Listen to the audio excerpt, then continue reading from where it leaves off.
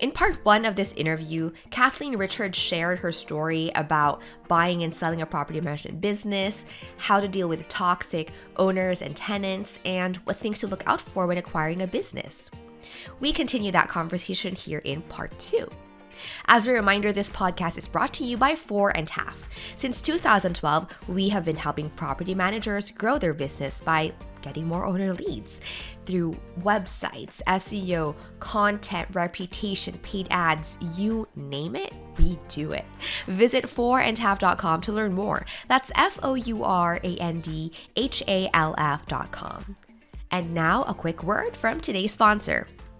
Now is the time to add pest coverage to your resident benefit package. CoverPest seamlessly integrates with your existing benefit package to give your tenants a world-class pest control service at a fraction of the normal price. Visit coverpest.com today and mention this podcast to get your startup fee waived.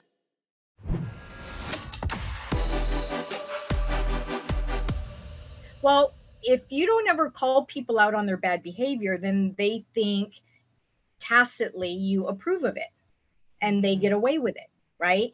And so no, the first 6 months I was doing a whole lot of like a parent with a toddler, like, no, that's not okay, right? Either you shape up or you ship out, right? I ultimately did fire a couple owners that just couldn't get on board. But I think overall, I just being really proactive with people, letting people know, I mean, I'm really nice and professional. I'm here to help you. So let's figure out what we need to do to make this work for you, right? I did have one owner. He wasn't abusive, but he had extremely high expectations. Ex-military man, okay? I don't have a problem with high expectations. We just need to be on the same page. And so he kept, every time something didn't go the way he wanted, he would throw up all the mistakes that the prior property manager made, expecting me to write a check back to him.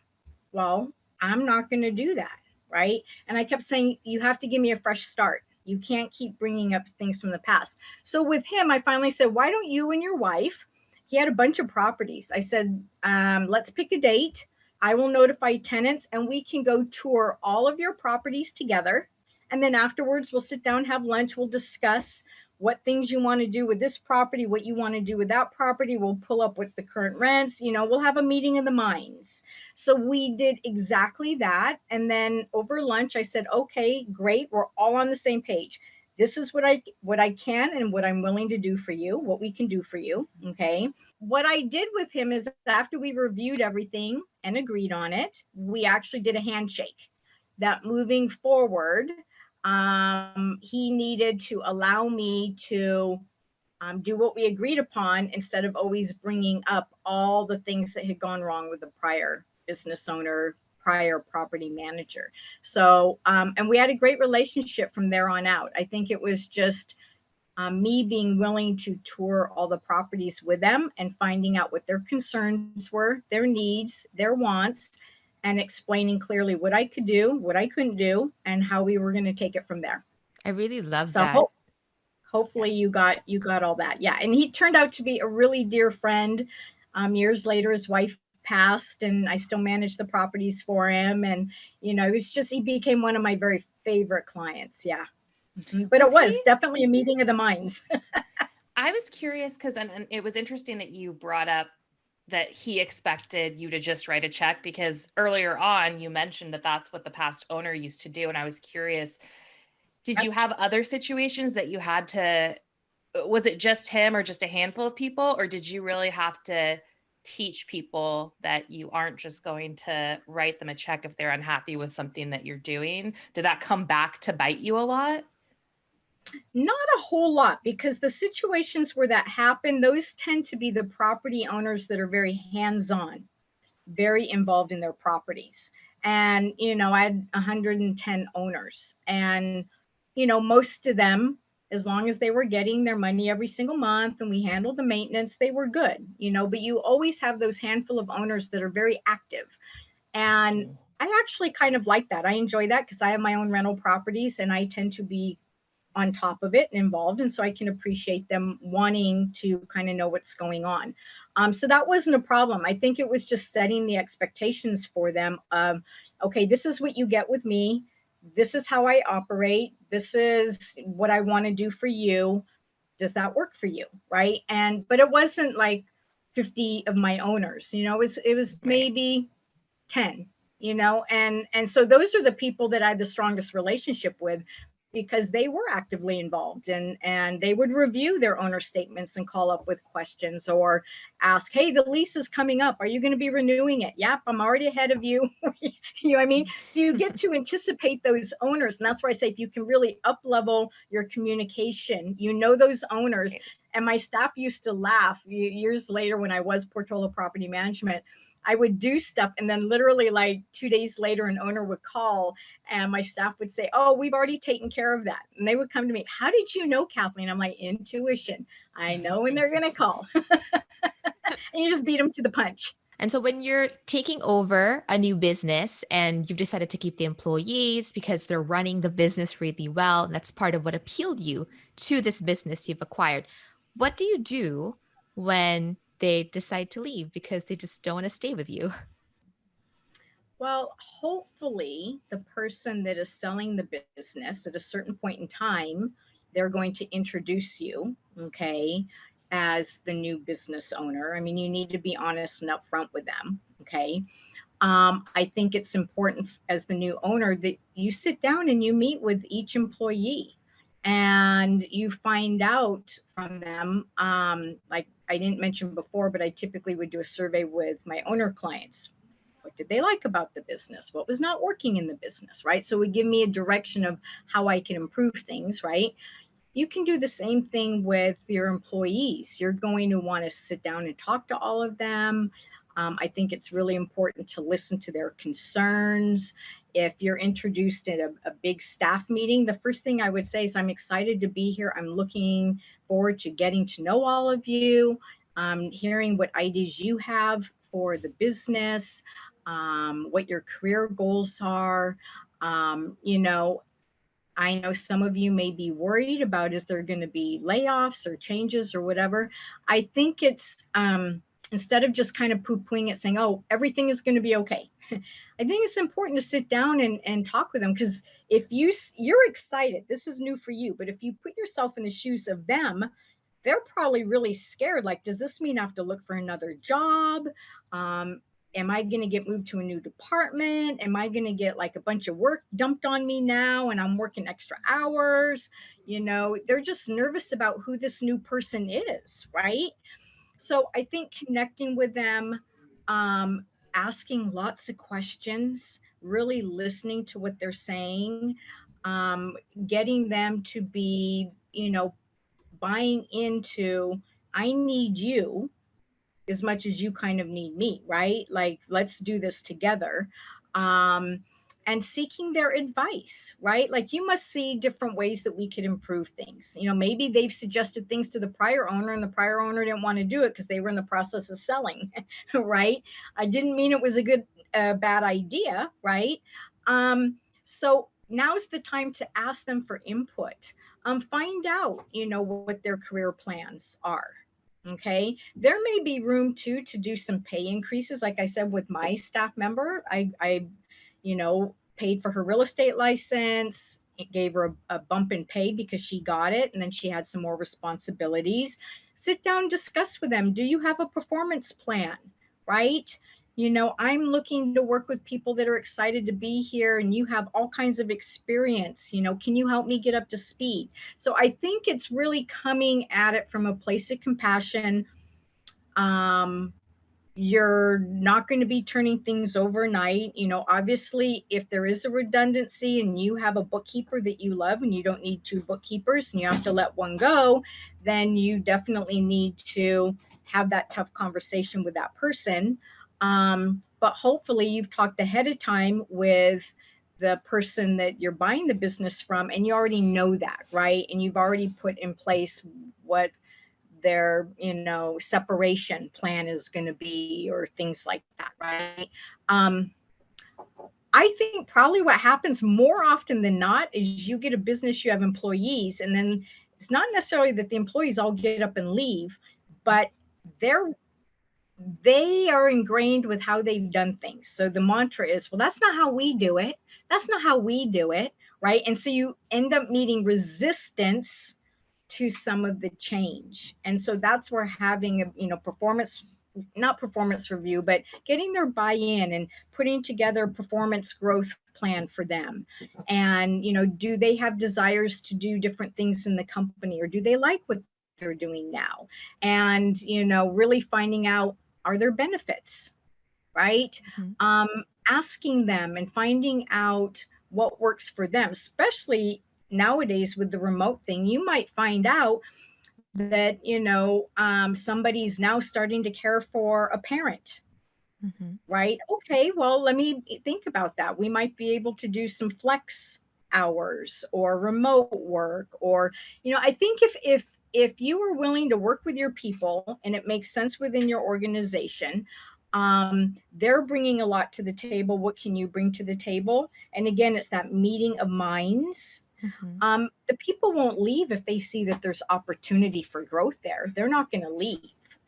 Just like owners typically don't leave unless all of a sudden the service they get gets worse, Mhm. then they move. But typically they don't. They stay, and especially if you're offering an improvement, whether it's services, pricing, customer service, whatever it is, they're not going to leave. And the same goes with employees. But I think it's important, instead of coming in and telling them this is how it's going to be, Mhm. you ask more questions. You get curious about who are the team members and what's your strength and what do you enjoy doing and how long have you been here, and oh, tell me a little bit about yourself. Like, really get to know people, okay? And find out kind of what some of their aspirations are, um, then you can work with them, and then it's easier to get buy-in. And you might have some employees ultimately that it is a good opportunity for them to move on. They were sticking around out of loyalty. Maybe they'd wanted to retire or move on a couple years ago, but out of their loyalty, they stayed with that owner, right? So sometimes change isn't a bad thing, but I have never heard of anybody have like all the employees get up and walk out. That would be pretty drastic if something like that did happen. Yeah. Yeah, but I really appreciate this using change as the catalyst for opening up the conversation, owning that, yes, everything's changing and you are part of that change. The change is not going to just be imposed down from the top to bottom. I would like you to tell me what other things you think we can change together and make this whole thing better. I think that's a really good insight. I think it's also important to acknowledge with the existing staff that it's okay to be sad. It's okay to kind Mm. of grieve that the owner's retired, or that things are moving on and they're not going to stay the same. You know what I mean? And that's okay too. I think, people have all these mixed emotions when something like that occurs, because all this is happening around them. They didn't get a Mm. voice in who was going to buy Yeah, the company, right? yeah. So I think being compassionate and acknowledging that there is grief, right? Um, but I hope that together we can create some new memories and have some new fun times. And, not all changes are necessarily bad changes, right? Yeah, that's very true. And so, what about the tenant side? Are there things that you recommend property managers do to retain the good ones and set boundaries with problematic ones? Mhm. Problematic ones, basically, you deal with it head on. You start enforcing the rental agreement, right? You start reminding people what the rental agreement says. Nowadays in some parts of the country, it's difficult because you can't, Mhm. they're nasty people, but they pay their rent on time Mm. and they report maintenance issues. You can't just give them a 30-day notice in California and say goodbye, okay? Or even a 60-day notice. You have to have just cause now. But you can, you know, I have sat down with tenants that were very upset about certain things. And it's the same thing with owners. Okay, talk to me. Like, what are you upset about? Okay. How can we find a way to resolve this? And it's having really exceptional people skills that instead of just, yes, per your lease, it says this. Okay. But sometimes when you go that route initially, then up come the legal things, right? Mhm. Um, I prefer a much softer approach of, an example. I had a tenant that was late with her rent every single month, and she would want to, she'd come in and pay me like $200 week one. I can pay you 400 next week. And I'm like, Mm. okay, so and obviously, the prior owner had let her kind of do this for Mm. some time. And so finally, I just said, hey, you know, I actually went to her house. She was an older lady. I drove to the rental unit. I said, can I meet with you? And I sat down and met with her in her home because I wanted to see the home environment. I hadn't been in there before. And I just said, okay, talk to me about what's going on. You strike me as a really honest person. You are working really hard to pay the rent, but I noticed coming to this house, you're in a 3-bedroom house. Most of the rooms are empty and it's just you. So Mm. what's the story behind this? She goes, oh, I raised my kids here. Well, Oh. all of her kids had moved. Now she's alone and she couldn't afford to pay the rent alone anymore. So I says, you know what? I says, why don't we do this? If I could help you find like a little 1 bedroom that would work better for you. I understand you raised your kids here, but you know what? They've gone off and they have adult lives. And this is a burden to you now. This isn't a joy, right? This house has bad memories being associated with it instead of the good ones that were created here. So I worked with her to move her out into something she could afford. And we then rented it as a 3-bedroom house. Now, I could have said, hey, no, I'm not accepting your partial payment rent anymore. And per your lease, you owe us. And if you don't pay it, we're going to give you a 3-day notice and evict you. Yeah, that's one route I could have gone, and I would have been completely in my realm to do that. Okay.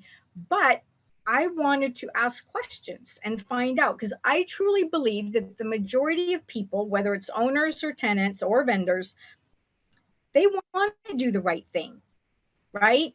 But maybe your owners have had multiple property management companies and every company does things differently. And now you're an owner coming in, right? So Mhm. if you let people know how they can work with you best, how you can have that successful relationship, they will rise to the occasion. And if they choose not to, then they're going to move on. And I'm okay with that, right?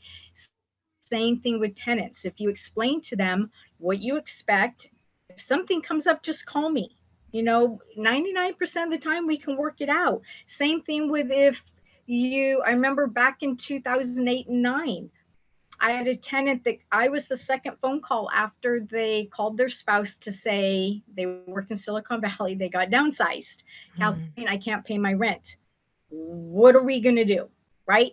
They didn't run from it, hide, and now I'm chasing them down. I didn't get your rent this month. No, he called me right away. And I said, okay, let's put together a plan. And we did. And this is what we did. And we got him out of the lease and we got somebody in there right away. The owner still got their same amount of rent, right? So there's always a solution as long as you can have a conversation and try to problem solve. If they're not talking to you, you're not going to be able to help them. So that's the approach I always took with people. Okay.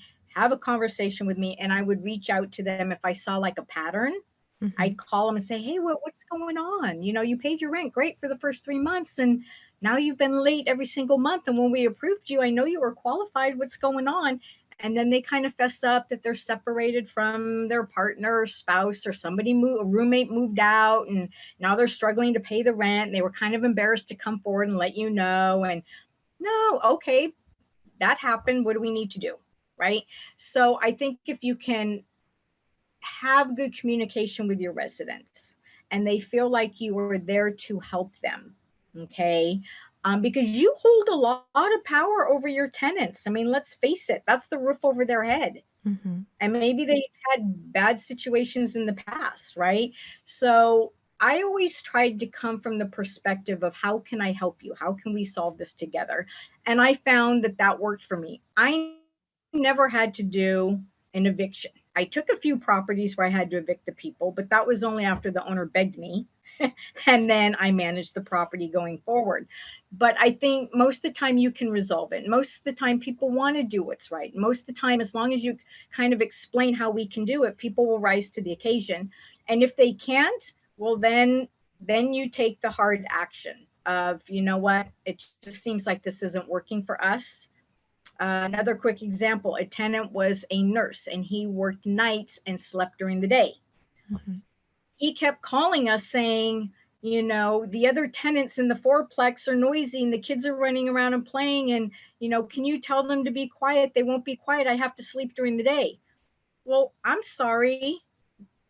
They're not doing anything that's not normal, right? Mhm. So at a certain point, I had to say to him, you know what, this probably is not the right place for you to live. You would be better, and he couldn't rent a single house for himself. You'd be better off renting a little granny unit, right? Or finding something in the country where it's a little bit quieter. I mean, I get your work, but you can't expect other people to change their lives to accommodate you, right? So sometimes I think just being honest with people, I didn't tell him you have to move. I just said, think about it. Ultimately, he did move. You know, there was nothing we can do, you know, and I wasn't going to slap 3-day notices on the neighbors' homes during normal day hours saying, you know, your kids can't have the TV on or they can't run around outside and play. So it's being able to be comfortable with those difficult conversations and having those difficult conversations in a compassionate way. But you still have to draw the line in the sand. I did not make exceptions to the rules because every time I Mhm. did, I always got bit in the butt. And it reminded me why I have my rules, why I have my policies and procedures. But it doesn't mean that you still can't, you know, deal with people in a compassionate way. Would it have been passive aggressive to buy him a noise machine and some blackout curtains? No, I Here you suggested those go. things. Yeah, I even suggested, you know, I says, I don't know if you can sleep with the noise canceling headphones, you know. But he obviously moved into a fourplex. Not a good choice if you work graveyard, Yeah. right? So part of it is okay, you know, I'm not going to give notices, do the best that you can do, you know, but you might need to make a Just different being choice. real. Yeah. And I think, you know, that's for having honest conversations. It goes back to, as a business owner, your business should be a reflection of you. And people knew straight. I'm a pretty simple, straightforward kind of gal, right? Honesty, integrity are everything to me. I will always be honest with you, and I would tell prospective owners that. Can you get $6,000 a month rent for my little studio? No. I'm not going to say that. I don't care like what a great location it is. I'm not going to say that. Take your property and then I can't rent it. And now you're Right. pissed at me every week when I come back and say we need to reduce the rent. We need to reduce the rent. If you can get that, good luck. But this is, you know, I'm always going to be honest, even if you don't like the message I'm going to give you. Okay. But that goes to creating trust. And when people know that you're honest with them, they respect you, they trust you. It makes it so much easier down the road when you say, hey, I would like to do this to XYZ property and this is why. And they're like, okay, you don't get pushback, right? Yeah. People push back when they think you aren't being honest with them or you're just trying to make money, extra money off of them or whatever it is. If you can explain why you want to do XYZ or why this new program is going to be a huge benefit to them and the property and the tenant, people will buy all day long. I'm And they're really buying because of the value that you've created, right? And that then backs into they know, they like, and they trust you. But it takes time to sometimes build up that trust. So when you're a new business owner, the number one thing I would say is really up your communication. I'm Really let them know what you're doing and how you're improving things. I'm curious to know how to scale that because the examples you give Mm-hmm. were fitting of like a smaller business where it is Mm-hmm. possible for you, the new owner, to reach out to the individuals who you think will have a problem with the change. Right. And so what if you're buying a giant business Mm-hmm. and you can't really just pick up the phone and have those direct conversations to get on the same page? And nor should you. If you're buying 1,000 doors or 2,000 doors, that is not your role. right? I think that's the other thing, is people have to clearly understand what their position is within the company, right? And so at that level, I'm making an assumption here, but you have departments, you have teams, you have an org chart. God, I hope you have an org chart, if you're at that size and level. Otherwise, you're working 24 hours a day. But basically, you have a more defined structure to your business, right? And so it's going to be communicating to those team leaders, those property managers that maybe manage a portfolio, or the maintenance coordinators or whatever. It's going around to them and listening. Hey, what do you love about working here? What are the good, the bad, the ugly? What are the areas that you'd like to see improvement? And empowering them, and asking them, when a difficult owner situation comes up, how do you handle that? I know when I interviewed for people, that was literally in my job posting. I gave very explicit instructions. And this would be true whether you are a small business or a very large one. You have a hiring process. And my hiring process was, before they even gave me their resume, they had to, tell me why they were interested in the position, right? What do you like to do for fun? And share with me a time when you had a very difficult situation or extremely unhappy owner or client or customer. How did you resolve that? How did you resolve that? I asked that straight up, right? Like, I want to know that before I even interview with them or have that initial phone interview or whatever. So I am already looking for that at get-go. But you're buying a company, you've got a lot of employees. I would be going around and asking them, how do you handle XYZ situation? What are the biggest challenges in your position? I'd be asking lots of questions, right? One, it puts them where they're doing the talking. They're the expert. You're deferring to them, okay? And their expertise, because that's what they have. And you empower them on how to handle things. Maybe once you've been in there a little bit and you start tweaking and you have your own ways of doing things, then you put together a monthly training session with all your staff about expectations, how customer service, this, finding out from them how they do, and say, here's some things that I've learned that's really worked for me. Training them to become leaders. Very successful companies. I'm trying to think, I just read about a few recently that Coldwell Banker in the very beginning, Starbucks, In-N-Out Burger. Once they start growing from small little family businesses and they really start growing, part of the scale is Coldwell Banker University, Keller Williams training mentoring programs. In-N-Out Burger has a In-N-Out Burger University. Okay. All Starbucks does the same thing. They train all their line level people in customer service skills, reinforcing what the values are of the company, introducing new leadership things. The employees feel like they're poured into. This owner cares about me and my career, right? And I think if you do that, then you don't have to get on the phone and call people. I mean, listen, at 1,000 doors, owners aren't even going to know that there's new ownership. They shouldn't know that there's new ownership. All they should know is that, oh, you're rolling out new programs, or there's a company survey that goes out saying, on a scale of 1 to 10, how would you rank our customer service? On a scale of 1 to 10, how do you feel we handle maintenance? Do you feel our pricing is competitive in the marketplace? Those sort of things you want to find out. You'll get answers back, but it's really nurturing the people, because the people are what has allowed the company to grow to that point. The people are what's going to allow you to scale it even further. So it's being curious, asking a lot of questions, not coming in as a know-it-all, right? And seeing, assessing. Also, it's getting down on the ground floor. You're not sitting up in your ivory tower somewhere and people go, oh yeah, we have a new CEO. Or, I saw him at the company meeting, but I haven't met him since then, right? No, you as an owner should be, it sounds kind of old fashioned, but if everybody's not remote, walking the floors and talking to people and meeting with departments and assessing what's going on. And that should be done always, right? You should always be assessing, how can we improve? What new technology is out there? But really building up your staff to become leaders, right? And I know for a while was a big trend. I'm assuming some people are still doing it, the whole EOS system. But yeah, at a top level, CEO coming in, buying 1,000 door, merging with another company. No. You're not going to be getting on the phone, calling all the owners. No.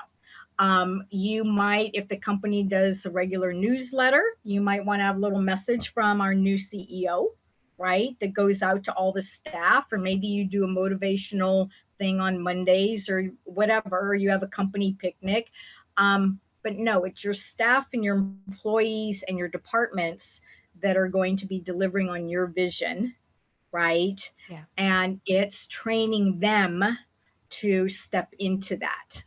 And if they need help, then it's providing the extra training. It's up to you at that level then to make sure that their supervisors are giving them all the tools that are necessary to deliver, the services, the product, the customer service, all of that. The marketplace and property management, I've seen it for a number of years, the mergers and acquisitions, but even at a smaller level, I hear people going, yeah, all these big venture capital companies are coming in and buying up. You know what? There's still a place for the small to medium-sized company, and those deals are still going to always happen, right? Just like in the marketplace, there's people that like to shop at Costco and the big box stores. There's always going to be those people that like to shop at the little boutiques and get the more customer service and the unique products and so forth. So that's not going to go away. But I truly believe property management is a whole industry that, if you take advantage of what's coming down the pipe and what's happened over the past few years, and use those things to free up your time to offer better customer service or better products or services, there's always going to be room for you, and there's always going to be a place where you can be massively profitable. And that's all we have for today's episode of the Property Management Show, brought to you by 4.5. Since 2012, we have been helping property managers get more owner leads through marketing. From websites, SEO, content, reputation, paid ads, you name it, we do it. Visit 4andhalf.com to learn more. That's FOURANDHALF.com. As usual, feel free to send us your feedback, comments, thoughts by emailing marketing@4andhalf.com. And if you are enjoying our show, please consider leaving us a rating or review on the listening app of your choice. Thank you, and see you next time.